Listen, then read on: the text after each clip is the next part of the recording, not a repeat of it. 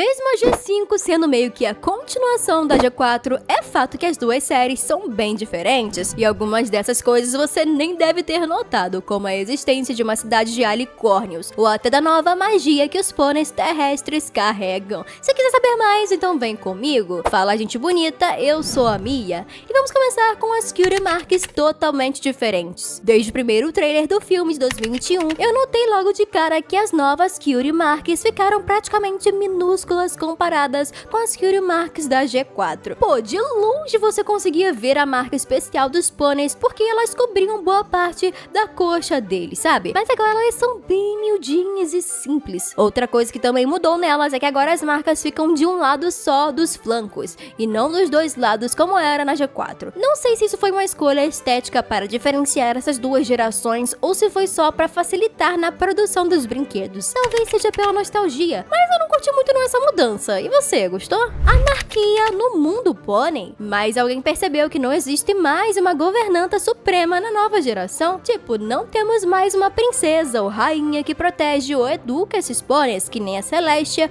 ou a Twilight. Ao invés disso, a gente tem a rainha Raven, que comanda toda a Zephyr Heights. Fora isso, não temos mais um pônei de maior autoridade. E o motivo disso é bem simples. Nações separadas. Mesmo com todas as diferenças, Equestria era uma nação até que bem unida, principalmente depois da criação da Escola da Amizade da Twilight. Mas nessa nova geração, sabemos que a Opaline conseguiu quebrar essa união dos pôneis. Mas aí vem a seguinte pergunta: cadê a Escola da Amizade? Se a Escola da Twilight foi tão inovadora para todas as criaturas de Equestria, como os pôneis se deixaram influenciar pela Opaline? Mano, a gente nem tem menção sobre essa Escola da Twilight ou sobre o que aconteceu com ela. A gente nem sabe pra onde foi todo aquele ensinamento. Se você também sente falta da Escola da Twilight, já deixe seu like aqui no vídeo. Mas se você acha que ela não faz a menor falta na nova geração de My Little Pony, me diga aqui nos comentários o porquê disso, beleza? O Sol e a Lua. Quem já tá familiarizado com a G4 sabe que quem controlava o Sol e a Lua eram a Celestia e a Luna, certo? E mesmo antes delas, os unicórnios já faziam isso, de erguer o Sol e a Lua com magia.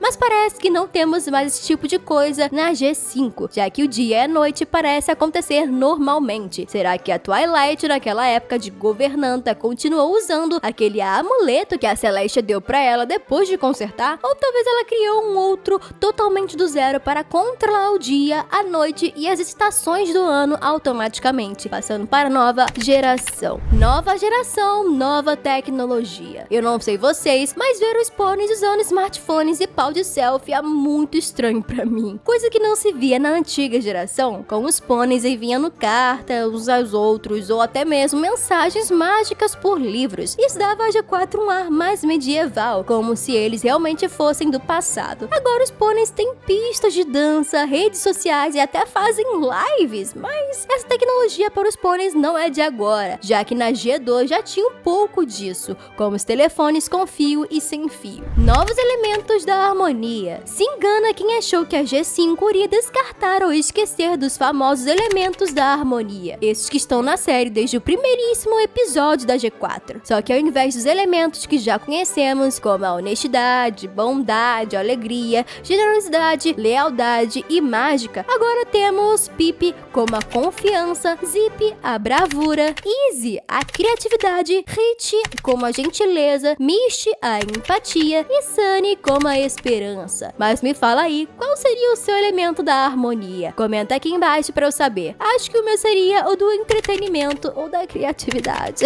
Cidade dos Unicórnios. Recentemente foi revelado pela G5 que existe ou existia uma cidade dos alicórnios chamada Skyros, lugar onde a Celestia, a Luna e a Opaline nasceram e cresceram. E esse tipo de informação nunca tinha sido falado na G4. Mas é claro que, como toda boa obra, isso deixa a série com um enorme furo no roteiro, pois se a Celestia e a Luna realmente nasceram em Skyros, porque elas disseram que o nascimento de um alicórnio estava além da compreensão delas, hein? Um novo tipo de alicórnio. No filme de 2021, Sunny se torna um alicórnio um tanto diferenciada. Ao invés de ter asas e chifres de verdade, eles meio que são mágicos, aparecendo só quando ela precisa e ativa esse poder. Caso contrário, ela fica assim, com essa aparência de pônei terrestre mesmo. E isso é totalmente diferente diferente do que foi mostrado na G4, em que a Twilight é enviada para um outro tipo de plano mágico pela Celestia, sendo transformada em um alicórnio de verdade. Sem contar que quem transformou a Sunny nesse tipo de diferenciado de alicórnio foram os cristais mágicos, e não um pônei supremo ou mais poderoso. Um protagonista macho. Antes que vocês venham me dizer que o Spike era um dos protagonistas da G4, ou que tivemos episódios com Shining Armor, o Cheese Sandwich e tal, eu estou me referindo como um personagem fixo mesmo, sabe? Que antes na G4 eram só garotas e nenhum pônei macho. Mas agora temos o Hit protagonizando esse sexteto. E eu até que gosto da ideia de termos um protagonista homem, já que na G4 eles não eram tão explorados assim. Vocês também gostaram de ter o Hit como um dos protagonistas, ou acham que o menino no meio das pôneis não combina muito? Fique à vontade para opinar aí nos comentários. Criaturas mágicas. Além dos pôneis coloridos e mágicos, a G4 também ficou conhecida pelas criaturas já conhecidas da mitologia, como os grifos, os minotauros, as hidras, quimeras e muitos outros. E isso é algo que está faltando ser mais explorada nessa nova geração. Tá certo que temos a Allura, esse leopardo alado que parece demais com a esfinge da G4. Mas até agora é só isso. Precisamos e queremos ver mais inovação, mais personagens novos além dos queridos pôneis. Magia dos pôneis terrestres. Se você assistiu o filme da nova geração até o final, viu que a série deixou em aberto que os pôneis terrestres tinham algum tipo de magia. E isso não é algo muito novo, já que na G4 vimos que o T-Rex roubava a magia de qualquer pônei, fosse ele alado, mágico ou até terrestre. A diferença é que a nova geração escolheu explorar mais a fundo essa magia interior dos pôneis terrestres, que parece estar conectada com a natureza, o que faz bastante sentido, já que a natureza sempre esteve de mãos dadas com esses pôneis, ou melhor, de cascos dados. Como pode duas séries de um mesmo universo serem tão diferentes, né? Mas você já tinha notado tudo isso? Me fala aí qual desses pontos você nem sabia ou que te deixou bem surpreso. E se ainda não for inscrito, se inscreve no canal, hein? Muito obrigada por assistirem até aqui e hasta la vista!